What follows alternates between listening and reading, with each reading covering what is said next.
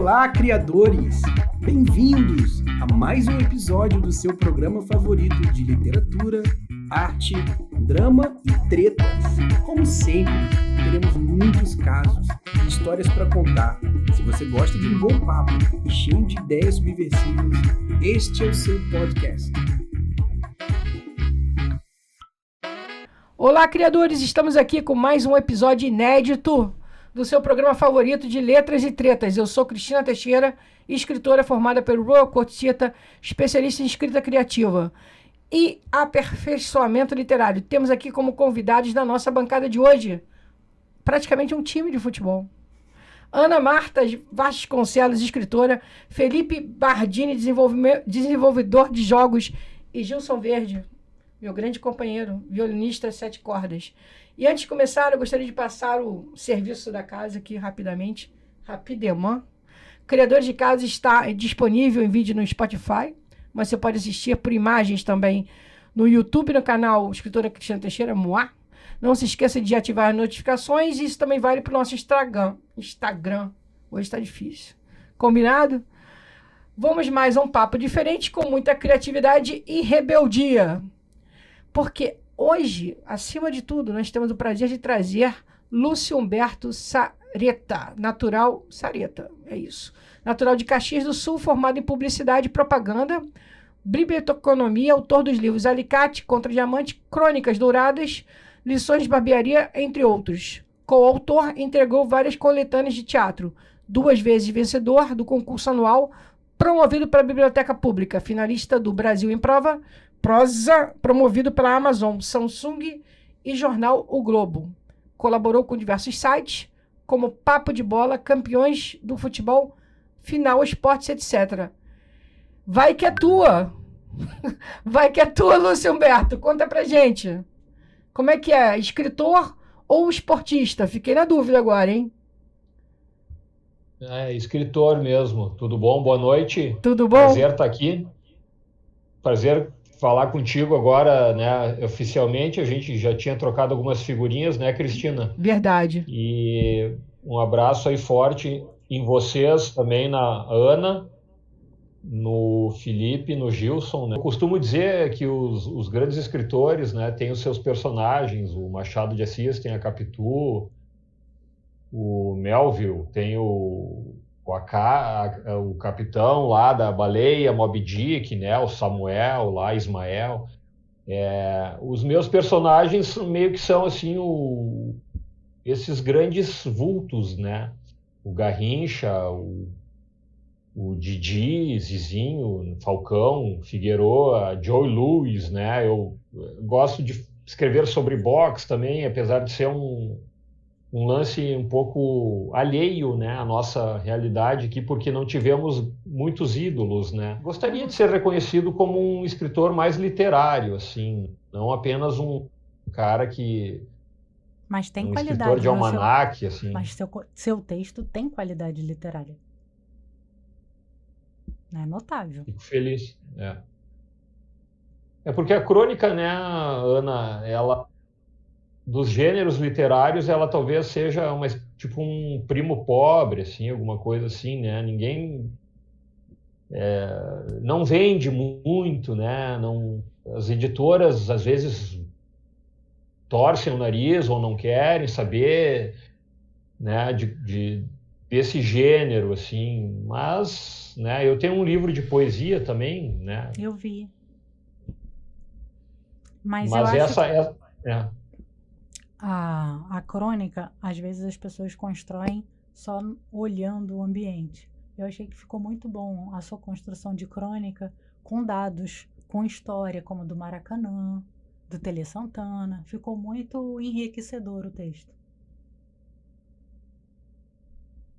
Ô, Lúcio, só que eu vou te aproveitar um gancho que você falou com relação à crônica, que eu acho, assim, além de interessante e pertinente, que você falou que as editoras consideram, às vezes, um gênero menor. Existe uma razão, existe um porquê disso.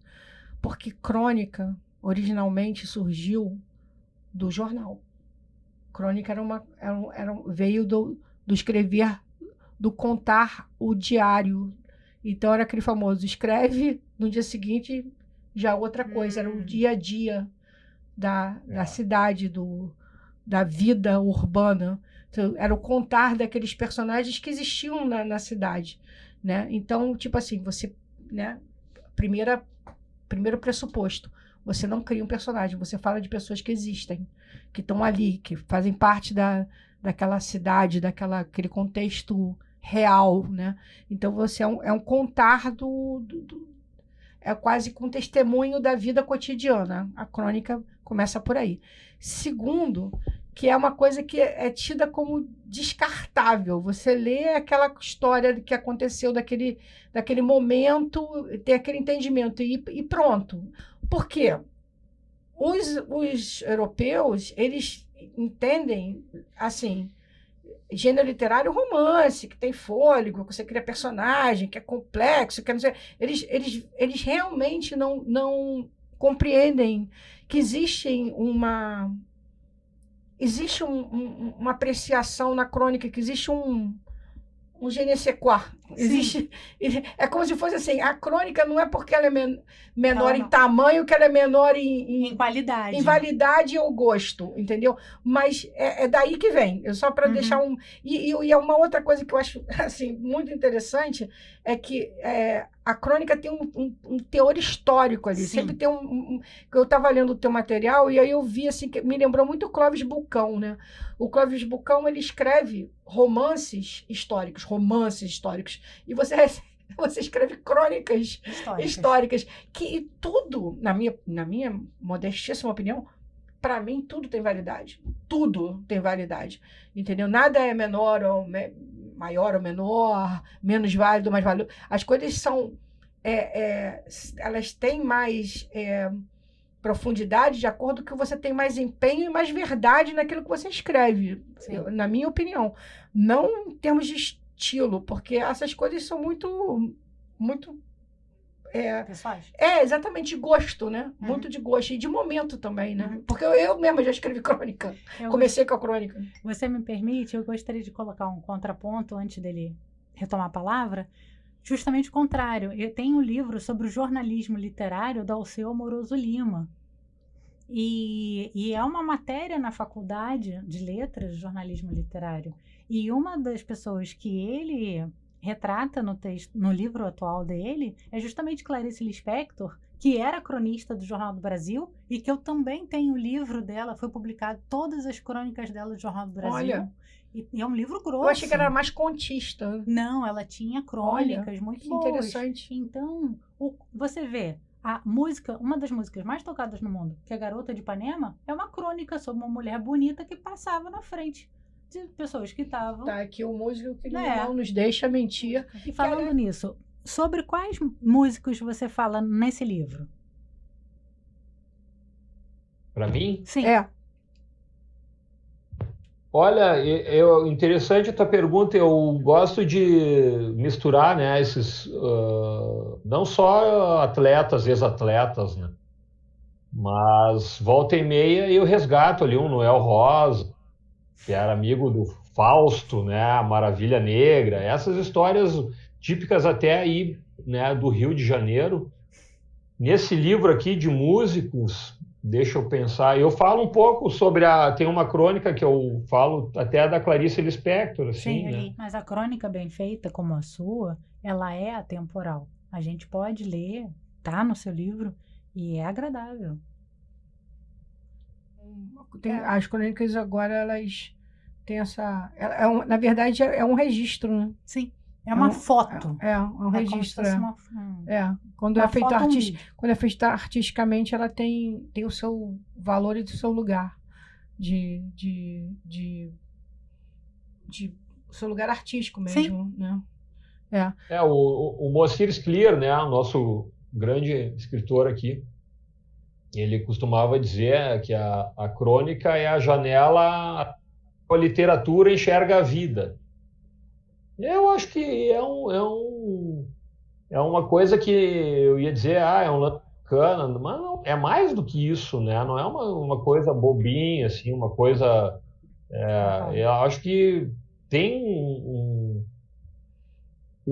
algo que mexe com a gente, talvez de uma maneira que um próprio poema ou que um romance não conseguem fazer, né? Lados, né, da ribalta, vamos dizer assim, porque para mim o futebol ele é meio isso aí, né? As relvas, né, dos estádios, ou o ringue, né, onde os boxeadores estão ali, existe uma arte ali também, né? Então, e os caras sofrem, assim como os artistas, os humores, né? Da fama, do ostracismo, né? Que é tipo uma montanha-russa ali, né? É um lance, assim, meio imprevisível e... sei lá. Então, eu me enxergo muito, assim, nessa coisa, né? De como é que vai ser a história desses caras depois que eles pendurarem as chuteiras, né? Por exemplo, Sim. claro, nesse ponto o músico tem uma certa vantagem, né? O ator, o corpo físico dele permite que ele trabalhe até aos 80 anos, né? Digamos assim, mas os atletas não, né? Então... Você concorda com isso, Gilson? Concordo, porque, Lúcio, na música, né? A gente vê artistas hoje, o Nelson Sargento, por exemplo, é um sambista, né, muito consagrado, renomado, premiado, e ele conseguiu até fazer show aos 90 e poucos anos, aos 92, se não me engano, né?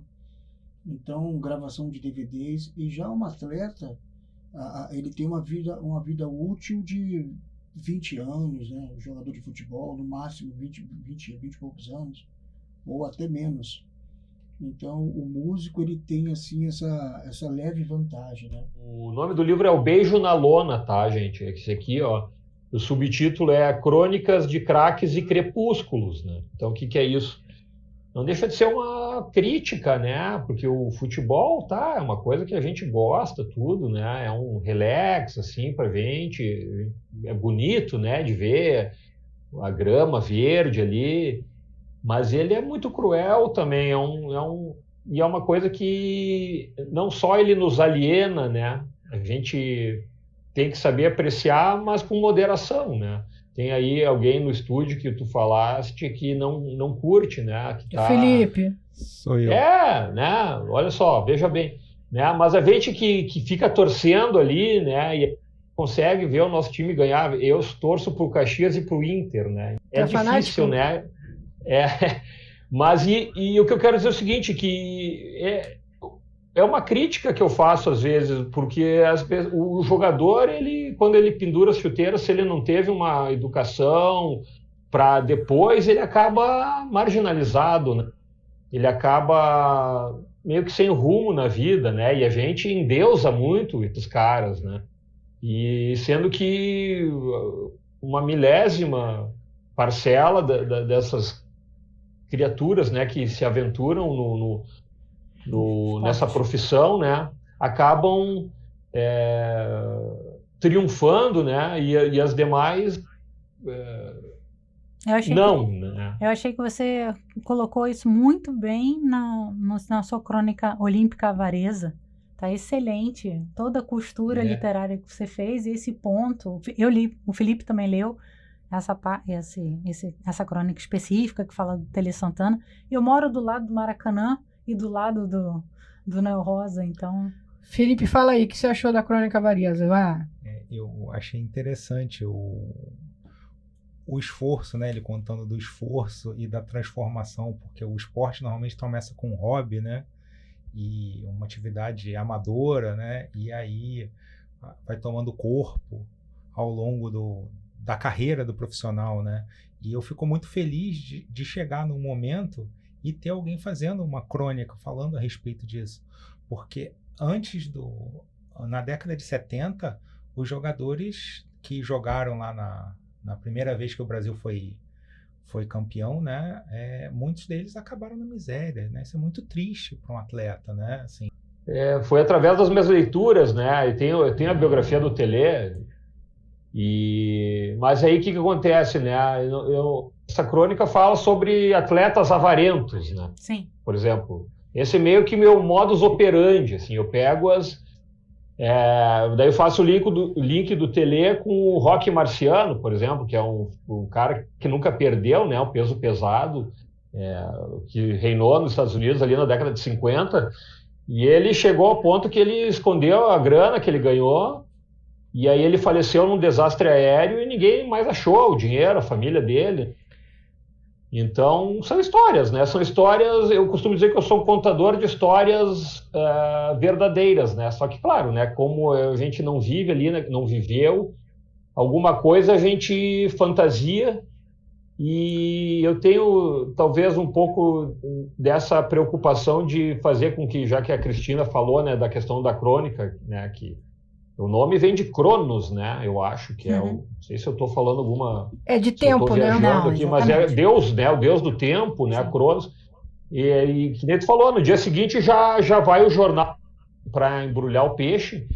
Mas então eu tento fazer com que sejam crônicas atemporais, né? Textos meio atemporais, assim.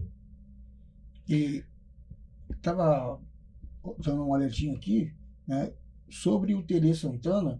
O Tele Santana, ele ajudou muitos jogadores, mas muitos jogadores a ter uma saúde financeira, porque naquela época, né, Bacana. Muitos jogadores, geralmente muitos jogadores saem da várzea, o campo de várzea, sai de uma comunidade. Então, assim, não teve uma estrutura familiar, uma estrutura financeira. Então, o Tele Santana, como já tinha essa estrutura, essa base, ele começou a dar conselho a alguns jogadores. E hoje, muitos jogadores como o Neto, né? Neto, que jogou no Corinthians, mas também jogou no São Paulo. E o Tele foi campeão brasileiro, foi campeão mundial. Teve vários títulos pelo São Paulo.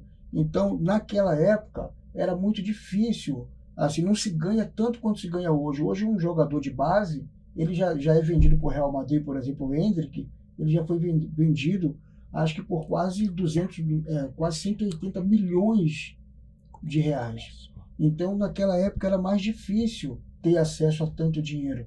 Então, o Tele Santana, ele já tinha esse entendimento, ele colocou, no time do São Paulo, ele já começou a colocar isso, mas muitos jogadores não atentaram para isso, e hoje, infelizmente, vive uma vida difícil, uma vida de ajudas financeira de outros atletas, mas aqueles que deram ouvido estão com resultado satisfatório financeiramente falando. Com certeza. Parece, né, que eu estou criticando o Tele, porque ele tinha essa fama de mão de vaca, digamos assim, né? Mas não, né? A gente nunca sabe a realidade das pessoas e o quanto elas batalharam para ganhar o seu dinheiro, né?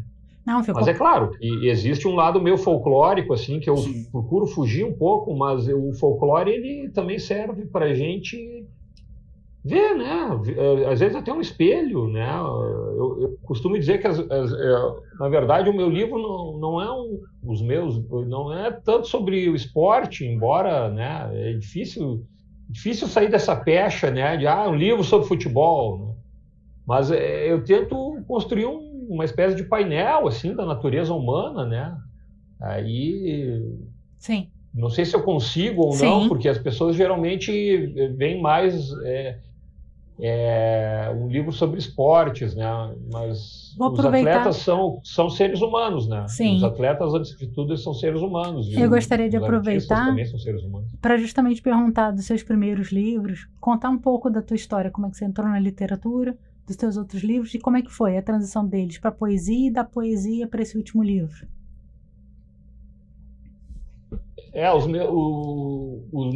O meu primeiro livro foi lá em 2007, né? Que foi essas primeiras crônicas que eu escrevi, até algumas lá na máquina de escrever lá da minha fabriqueta lá. Mas tinha já essa questão, né, de construir coisas originais, né? Eu tentava escrever uma historinha ali que contasse, por mais ingênuo que fosse, e eu não falo isso com vergonha, mas eu acredito que o meu primeiro livro, ele é bem espontâneo, assim, é uma coisa que eu perdi um pouco dessa espontaneidade ao longo dos anos, tu entende? Que a gente vai se preocupando em escrever certinho, né? entendo. Fica ali uma meia hora para parir uma frase, às vezes, né? E isso, às vezes, acaba matando a nossa criatividade, né? Então, o meu primeiro livro eu gosto dele porque ele é mais espontâneo, assim, né? Então, tem uma crônica lá de jogadores com o nome de passarinhos, né? Uma coisa, né, E o segundo e o terceiro? Mas eu acho bacana, eu gostava disso, né? E eu não consegui mais resgatar muito essa inocência depois, né? Mas eu continuei, né? Depois desse meu primeiro livro, que é o Alicate contra Diamante, que inclusive fala, né, do Alicate, que é o Flávio Costa, que tinha uma rixa com o Diamante Negro, o Leônidas, né, no ambiente interno ali do Flamengo, que um era o técnico, o outro era a estrela do time. E aí eu acabei escolhendo essa crônica para dar nome ao livro, né. Uhum. Foi uma coisa que a minha vida, eu posso dizer que talvez eu tenha nascido de novo, né, porque eu encontrei alguma coisa assim que me movia, quem sabe uma vocação Te entendo que eu não perfeitamente. encontrava em outras coisas. Então eu tinha o meu trabalho lá, muito mecânico, né? Às vezes eu até mesmo embora fosse a gente não tinha funcionários, né, na empresa, então às vezes eu operava as máquinas também, né? E era uma coisa muito mecânica, assim, enquanto eu estava ali pisando no pedal da prensa para estampar as peças, eu ficava imaginando, né? Ficava pensando em escrever, né? Ô, Lúcio, será que você... E aí depois eu lancei o meu segundo livro, até para uma editora aí do Rio, né? A editora Maquinária, eu não sei se ainda existe. Eu comecei a produzir umas poesias, né? Porque eu tenho uma banda também. Ah, que legal! Assim, de músicas autorais, e aí tinha esse lance de rimar, né? Fazer as letras. E aí esse livro de poesia saiu pela editora Gataria, de São Paulo, né? É um livro que me deu uma espécie de um respiro bacana, assim, né? Deixar as crônicas esportivas de lado um pouco. E aí depois eu voltei, né? Agora com esse Beijo na Lona, porque é um lance que eu curto também fazer, né? Então eu tô nessas duas, assim, da crônica para poesia, né? Da poesia para crônica. Ô, Lúcio, aproveitando que você falou do Beijo na Lona, você tem um trechinho aí só para os ouvintes pegarem o espírito, só para ler um trechinho aqui para a gente rápido. Né? Sim, eu tenho aqui já engatilhado, né?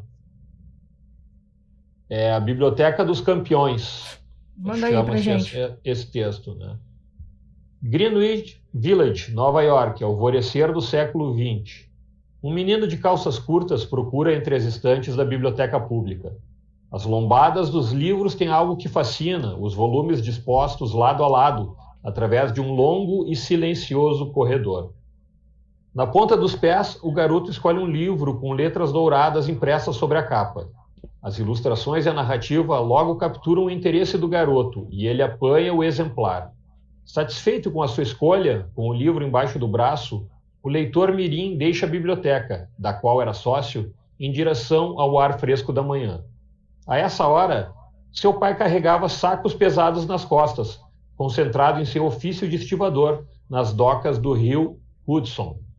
John era um imigrante irlandês e um grande fã de boxe, mas a razão pela qual ele comprou um par de luvas barato para o seu filho era outra. Brigas de rua eram comuns na vizinhança, e John sabia que se tivesse domínio sobre seus punhos, o pequeno Gene não seria um alvo fácil para as gangues que proliferavam na metrópole.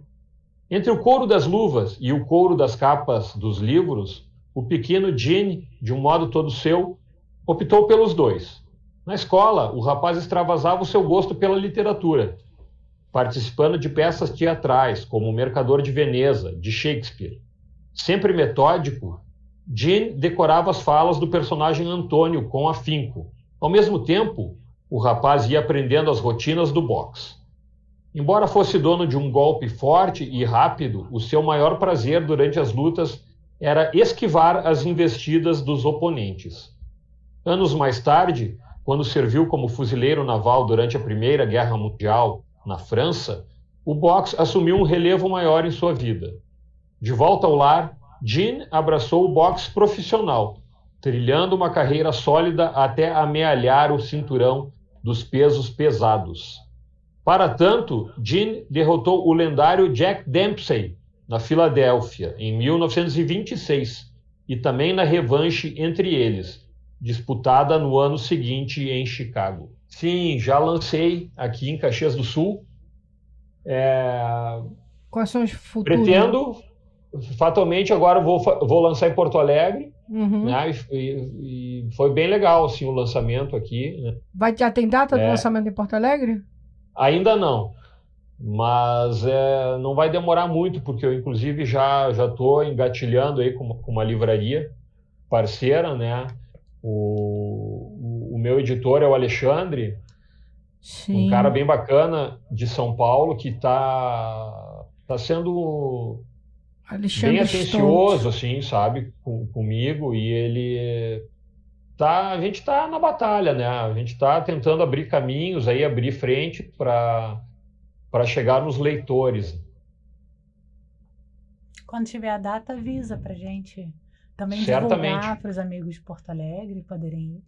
É difícil pra gente que não tem leitores assim fora do círculo de amigos, né? Então é impressionante, porque o escritor, ele geralmente é um cara solitário, assim, o ofício do escritor, Sim. pelo menos né? Eu estou feliz com esse livro, né? Eu acho que esse livro, eu gostaria que vocês, né, ou que estão ouvindo aí, comprassem o livro, né, ou que recomendassem para alguém, porque talvez seja a minha maior, meu carro-chefe no momento, né? Sim, é o Beijo na Lona mesmo. E estou muito feliz de ter conhecido o trabalho, assim, um pouco do vasto trabalho, vasto conhecimento que você tem, que inclusive agora eu vou pesquisar bastante, né? Eu te agradeço. Imagina, o prazer é Estou meu. muito feliz de conhecer o Lúcio, né? Parabéns pelo seu trabalho e com certeza você já ganhou mais um seguidor que vou dar continuidade aqui para o máximo que eu puder divulgar o seu trabalho e absorver Esse também. livro, eu gostaria que vocês, né, ou que estão ouvindo aí, comprassem o livro, né, ou que recomendassem para alguém, porque talvez seja a minha maior, meu carro-chefe no momento, né, é o Beijo na Lona mesmo. Então, vamos passar para o jabás.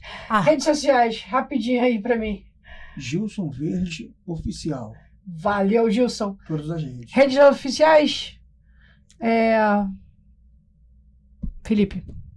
Não, a gente está com um projeto que é o Sarau Audazes Escritas. Então, depois que você passar essa fase do livro de crônicas, a gente conversa sobre as poesias. Lúcio, redes oficiais. Ele falou. Você falou? Mas qual é o nome exato? Rede oficial nome exato. Lúcio Sareta, eu acho que puxa, né, lá o @Lúcio Sareta. Você não tem o nome direitinho, não, para dar? Deixa eu ver. E o Facebook, mesma coisa, né? Eu vi E o meu blog lá no Olá Serra Gaúcha, né, que é uma espécie de portal de notícias aqui da minha região, né?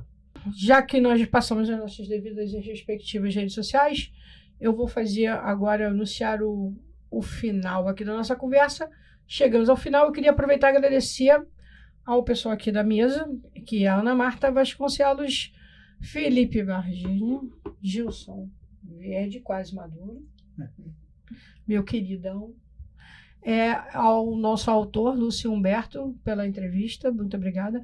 Ao Alexandre Stoltz, pela editora Folha da Gelva, porque eu conheço ele. A minha querida equipe, Amanda Moraes, Iago Martins, Isadora Chagas, a Isadora, hein? Você está aqui também como equipe, Gilson. Gilson, você está aqui também. E nossos apoiadores de sempre, Nó da Madeira, Estúdio Rotisseria Libanesa. Aliás, ouve essa, Gilson. rotisseria libanesa, porque de Kafka eles entendem. Essa foi boa pra caramba, não foi? Essa eu fiz hoje. Foi boa, né? E lembre-se, jovens, porque se vocês curtiram, se inscrevam no canal YouTube Escritora Cristina Teixeira para ver os nossos episódios. Cliquem no sininho para ficar por dentro dos programas. Entrem na página do Instagram para saber das novidades. Valeu por ter nos acompanhado em mais um grande bate-papo literário e até o próximo episódio de Rebeldia Literária. Criadores de caso, porque todos criamos, somos todos criadores. Valeu! Valeu aí por ter assistido a mais um episódio do podcast dos Criadores de Casos. Agora, que tal você dar aquela forcinha, hein? Seguindo e curtindo a gente no nosso canal do Spotify. No YouTube você encontra a gente no canal Trampo, onde você pode assistir a este e os demais episódios em imagens, em youtube.com/trampocanal e em nosso Instagram, @Criadores de Casos. E aproveita e dá aquela moral também para a galera que faz esse podcast acontecer. Seguindo no Instagram a Cristina Teixeira, em @Cris313, o João Dabu, em @JoãoDabu, e o Pedro Fontes, em @eu_Pedro Fontes. E até o nosso próximo episódio dos Criadores de Casos.